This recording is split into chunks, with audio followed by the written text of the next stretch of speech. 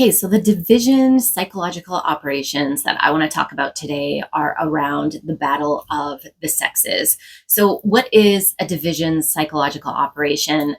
Psychological operations are waged against the collective of humanity by whether like known or unknown forces, seen or unseen forces.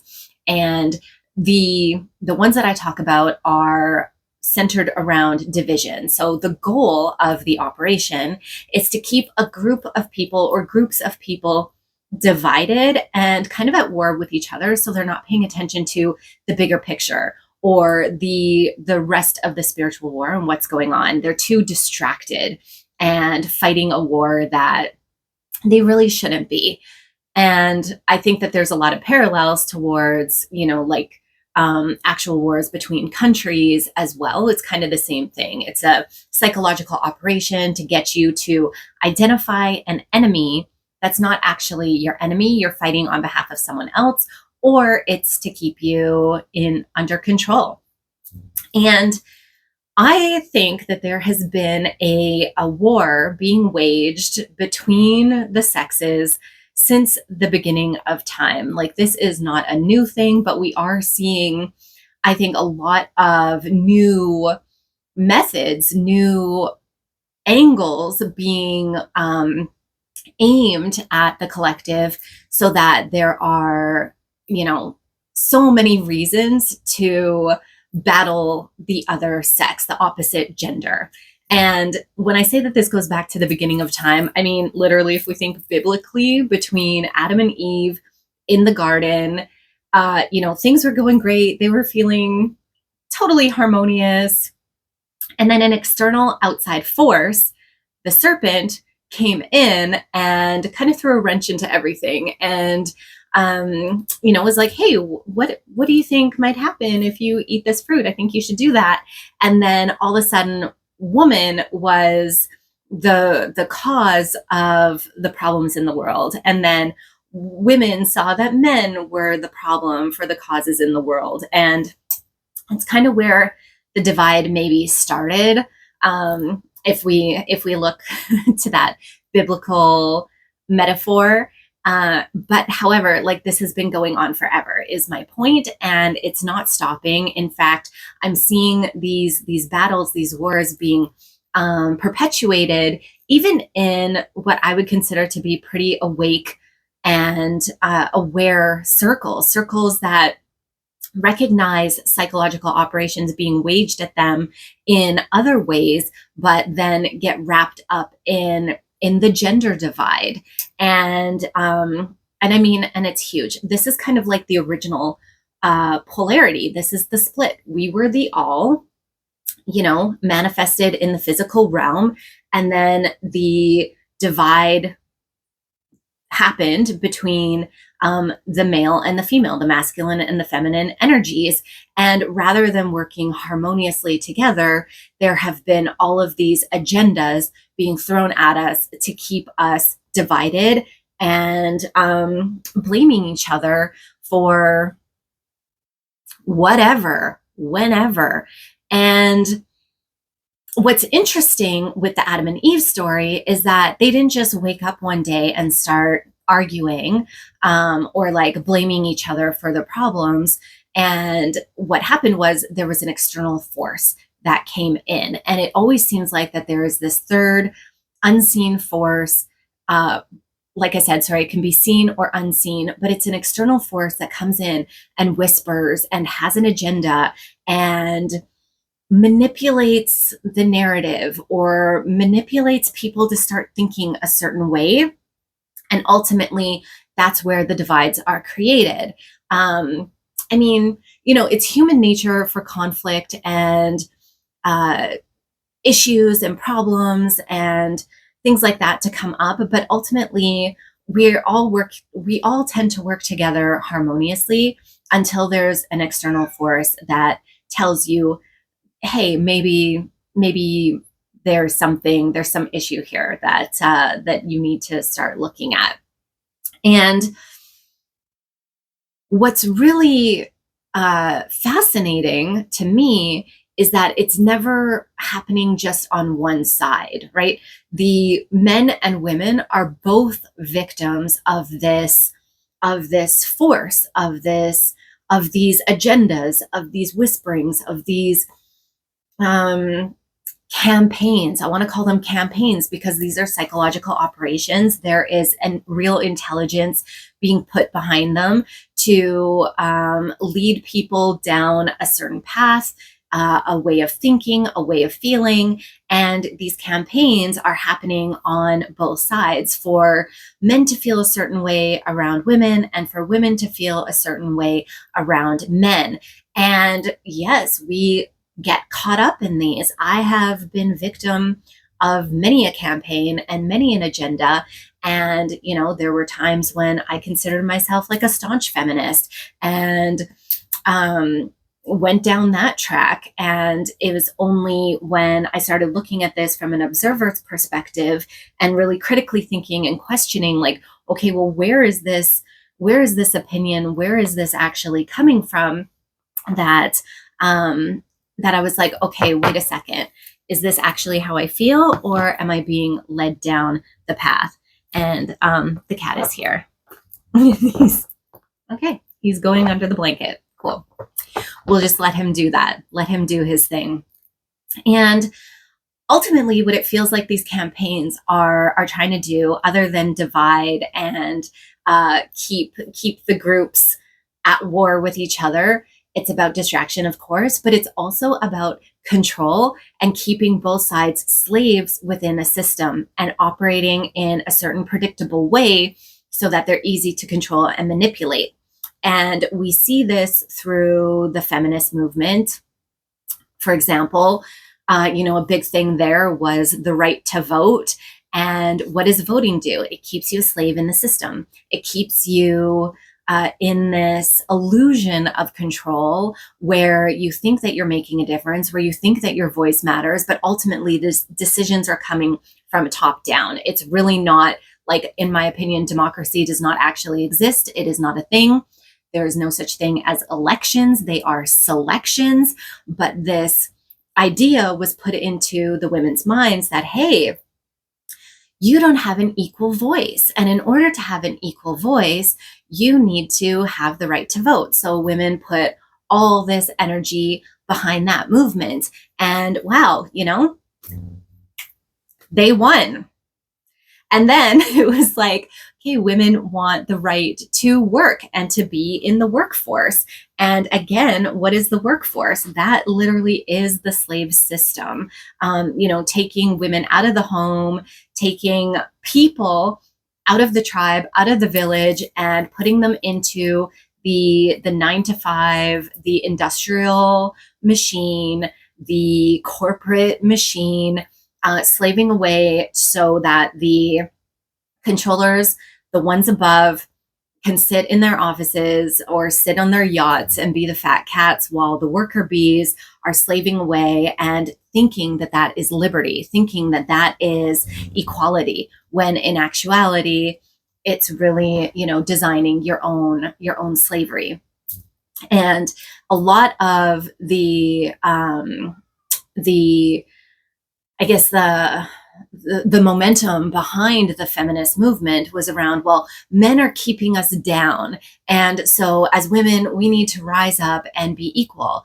And where did that come from? Honestly, who whispered that first? Because is it really the men that are keeping women down, or is it the system that has been designed and these people at the top? Because if you look at the so-called elites, I hate that term because I don't consider them to be elite over anything. So I like the dark forces or the controllers of the realm. Even controllers of the realm, I don't like that, because I feel like we all have the ability to co-create this space. Anyhow, the fat cats, if you look at them, they do have at times like a very matriarchal society with, we saw that with the queen for however many decades, and in other families, like, I'm not going to mention them, but look into it yourself. But basically what I'm trying to say is that this whole concept of female inequality was manufactured for a reason. There was an agenda, and then there were campaigns working towards that. And then we saw this whole rise of toxic masculinity and how men are, any masculine feelings and emotions and actions are detrimental to society and are toxic and should be eliminated, essentially. And it feels like both of these movements were really to remove a lot of the distinction between masculine and feminine energies. So first of all, we all have masculine and feminine energies within ourselves. We all contain this duality and this polarity. However, when we incarnate, we choose a female or male form. And it is my opinion that that is the expression that we are looking to truly embody and master and realize as an individual. And that means balancing the masculine and feminine in a certain way based upon your gender and the different skills and attributes that you possess. And I do believe that women and men are different, and that we have different skills, different attributes, different like hormonal, chemical makeup, even like, physiological differences, psychological differences. Women do tend to be more empathetic and heart-led. Men do tend to be more logical and mind-led. Not to say that you can't find balance there. I think you can. Again, it's about the individual expression. And what I think the feminist movement was about was telling women, your feminine traits are not going to get you success. You are not going to succeed or do what you need to do in this world if you present so much like a woman. You need to embrace, it's a man's world. You need to embrace the masculine traits and lean more that way. And this whole idea of toxic masculinity and all of that was telling men, like, you can't succeed in this world if you present too far on the masculine end, and you need to be more feminine, and like like anything that you feel is masculine is wrong, is bad. It's not conducive to society. And it really felt like, there was this basically, if male and female traits were on a whiteboard, an erasure of them, and an agenda to force people to really deny their true nature and pathologize it, actually, and say, like, if you are a man, like men, I want to talk about this for a second.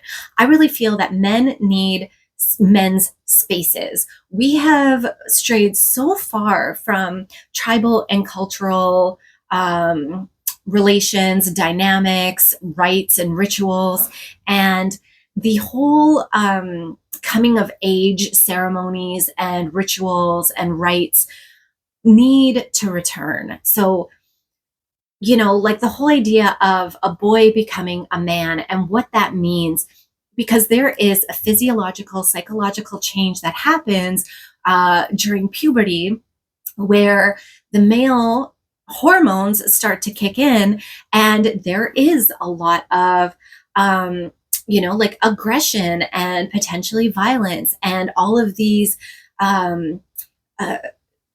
responses and impulses that come up that need to be dealt with and managed and understood in a healthy manner, in a healthy way. And we don't have that anymore. We have generations of men that are being raised by women or being raised by men who have way too much estrogen in their bodies. And we're losing that.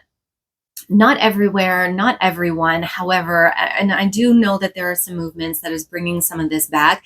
But what we're seeing is generations of boys becoming men who don't know what that means and don't know how to channel this energy in healthy, productive ways.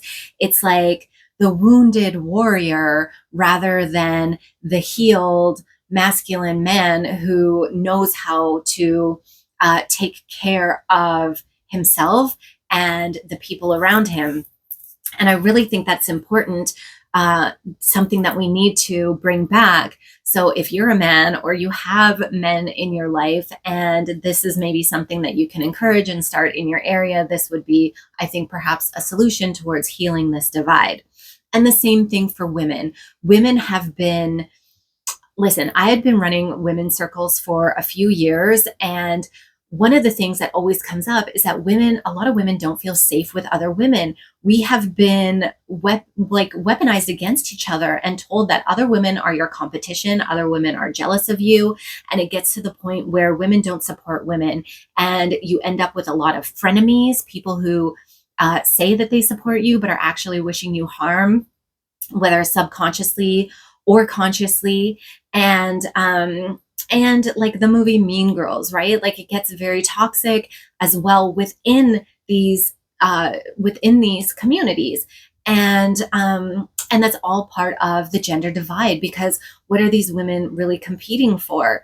They're either competing to be more like men. There's the pick me girl. There's the I'm just one of the boys kind of girls.